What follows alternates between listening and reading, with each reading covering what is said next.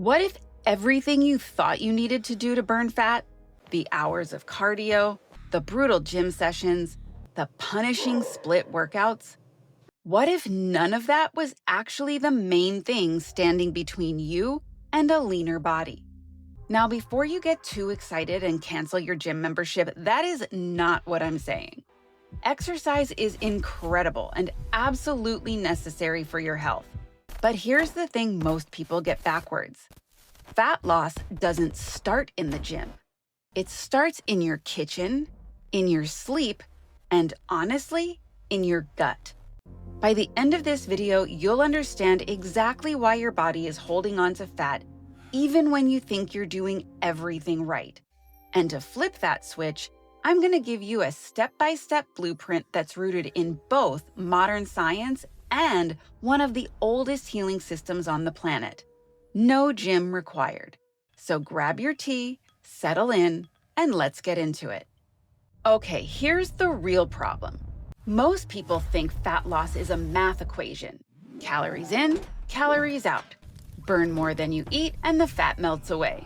And look, thermodynamics is real, but your body isn't a calculator, it's a chemistry lab. And the head chemist? It's your hormones. When your hormones are out of balance, specifically insulin and cortisol, your body enters fat storage mode. It doesn't matter if you're only eating 1,200 calories a day. If insulin is elevated, your body is getting a loud, clear signal that says, store fat, don't burn it. Research shows that chronically elevated cortisol, which is your main stress hormone, actually tells your liver to produce its own sugar through a process called glucogenesis. That literally means making new glucose. So you could be fasting, eating 0 carbs, which I do not recommend, doing everything you think is by the book, and your liver is quietly dumping sugar into your bloodstream anyway. Then your pancreas picks up on that sugar and releases insulin to deal with it. Now you've got high cortisol and high insulin at the same time, and your fat stores are locked up tighter than a bank vault. And here's what makes this even more frustrating. Studies show that visceral fat, which is that deep belly fat that builds up around your organs, is packed with cortisol receptors, way more than the fat on your arms or legs. So stress literally targets your midsection. The more stressed you are, the more belly fat accumulates. And as that belly fat grows, it releases inflammatory signals that trigger even more cortisol. It's a vicious cycle. Quick question. Have you ever noticed that during your most stressful weeks, your belly looks and feels puffier even if your diet hasn't changed? Let us know in the comments. I bet you're not alone in this. Now here's where ancient wisdom meets modern science in a way that's honestly life-changing. In Ayurveda, which is a 5,000-year-old system of natural medicine from India, there's a concept called Agni. Agni is the word for your digestive fire. Think of it as the engine that powers your entire metabolism. When Agni is strong, you digest food completely, absorb nutrients efficiently, and your body doesn't accumulate toxic residue. But when Agni is weak, food sits, ferments, and creates what Ayurveda calls ama, basically a sticky buildup of metabolic waste that your body can't eliminate. Now here's the modern science translation. Research shows that poor gut health directly contributes to insulin resistance and systemic inflammation. Poor gut health shows up as things like bacterial imbalance, sluggish digestion, and intestinal permeability, aka leaky gut. Your gut microbiome actually produces signaling molecules that talk to your liver, your fat cells, and your brain. When that communication breaks down, your metabolism follows. So thousands of years ago, Ayurveda figured out that if your digestion is weak, then whatever you eat won't get processed properly. That means waste products will gum up the works, which leads to ama. Now, all of this ties directly to your liver health. In Ayurveda, the liver is considered one of the main fires of transformation in your body. Modern research confirms that a sluggish, overburdened liver is one of the primary drivers of metabolic dysfunction and stubborn fat storage. Your liver isn't just a filter. It's your body's central metabolic processing plant. When it's overwhelmed, fat loss stalls. So how do we reignite a fire that stress has been slowly drowning? Well, here's the actual blueprint. 5 things you can do starting today to start sending your body the right signals. No gym, no equipment, no subscription. So are you ready to take notes? Here we go. Step 1 is to eat your biggest meal at midday. This is one of the most powerful and most overlooked principles in Ayurveda, and modern chronobiology backs it up beautifully. Your digestive fire peaks when the sun is highest. Research shows that insulin sensitivity, digestive enzyme output, and metabolic rate are all highest between roughly 10 a.m. and 2 p.m. One study found that people who ate their largest meal at lunch lost significantly more weight than those who ate the exact same amount of calories but loaded them at dinner. When you eat a heavy dinner, you're asking a dimming fire to do the heaviest work, which means the food doesn't get fully processed. Instead, it becomes ama, and it burdens the liver overnight when it should be doing its detox cycle. So flip the script. Big lunch, lighter dinner. Your body will thank you. Step 2 is choosing warm, cooked, well-spiced foods over cold and raw foods. I know, the health influencer world loves a good raw smoothie bowl. And look, raw food has its place. But Ayurveda has always taught that cooked, warm, well-spiced food is easier to break down. It's like the difference between trying to burn a wet log versus a dry one. Now, if you're someone who runs hot, has strong digestion, and it's the middle of summer, raw foods can absolutely work for you. Ayurveda is all about knowing your own body. But for most people, especially if your digestion is already struggling, cooked and warm is the way to go. Science agrees. Studies show that cooking increases bioavailability of many nutrients, and warm foods support better gastric motility, meaning your digestive system actually moves things along more efficiently. Spices like turmeric, cumin, ginger, and black pepper aren't just flavor. Research shows they stimulate digestive enzymes, reduce inflammation, and support healthy liver function. Turmeric alone has been shown to help reduce visceral fat. These spices are essentially medicine hiding in your cabinet. Step 3 is to stop snacking. Seriously, every time you eat, insulin spikes. Every single time. When you graze all day, you're keeping that insulin switch flipped to store fat permanently. Ayurveda has always recommended leaving 4 to 6 hours between meals so your body can fully process one meal before receiving the next. This is not aggressive fasting. This is just giving your body room to work. Research supports this.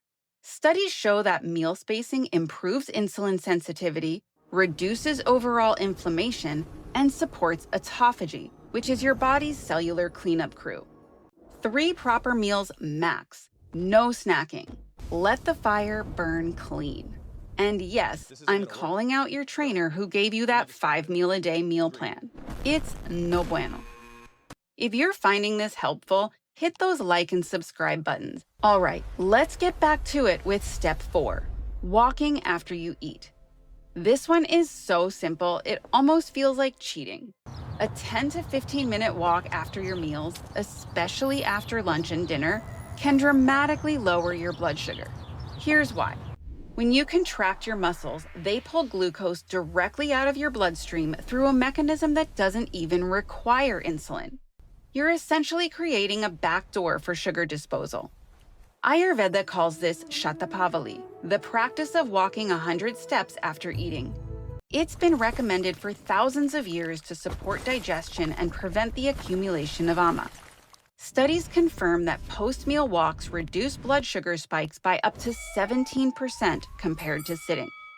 Less sugar in the blood means less insulin. Less insulin means your body can finally access stored fat for fuel. No treadmill necessary. Just a walk around the block. And finally, step 5. Protect your sleep like your life depends on it. Because it does.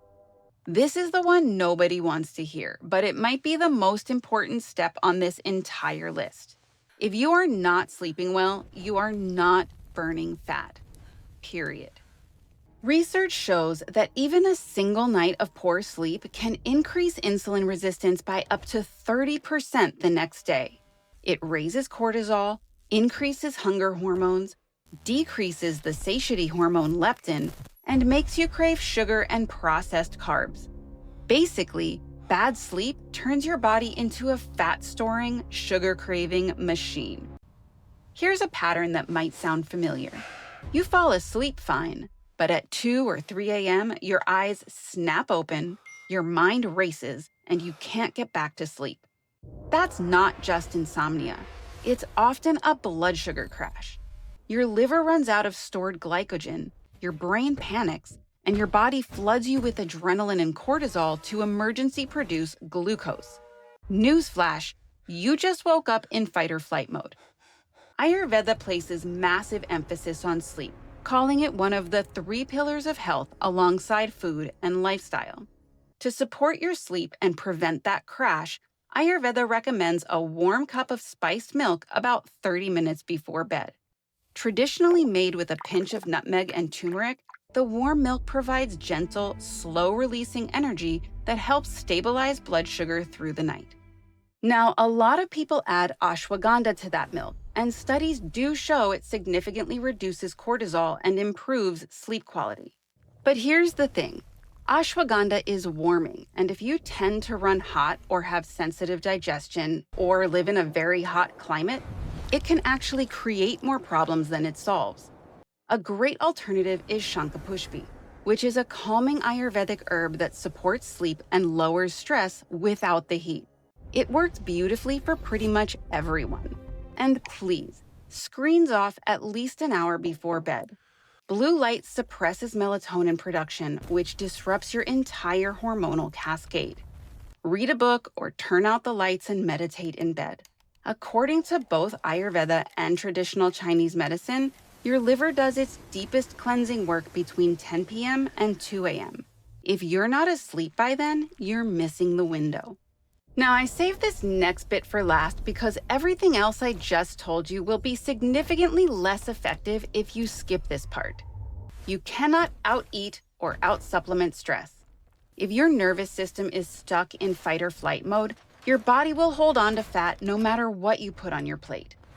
Ayurveda treats the mind and body as one interconnected system. Practices like meditation and pranayama, which is the conscious manipulation of your life force energy using the breath, aren't fluffy wellness extras. They're metabolic interventions. Research shows that slow, deep breathing activates your parasympathetic nervous system. That's the rest and digest mode, which directly lowers cortisol. One study found that just 10 minutes of deep breathing before a meal significantly improved digestion and reduced post-meal blood sugar spikes. Here's a simple practice you can start today. Before your biggest meal, take 5 slow breaths. Inhale for 4 counts, hold for 4, exhale for 6. That's it.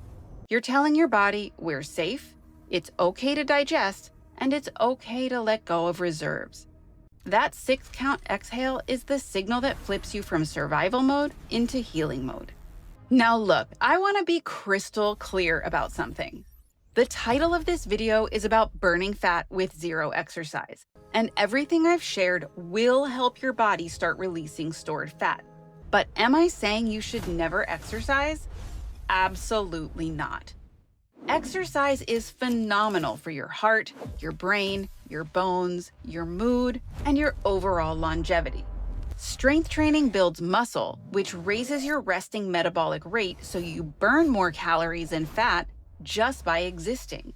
The point is this: if your hormones are out of whack, your digestion is sluggish, your sleep is broken, and your stress is through the roof, no amount of exercise is going to overcome that. You have to fix the foundation first. And then, when you add exercise on top of that solid foundation, it becomes rocket fuel instead of having you running on a hamster wheel.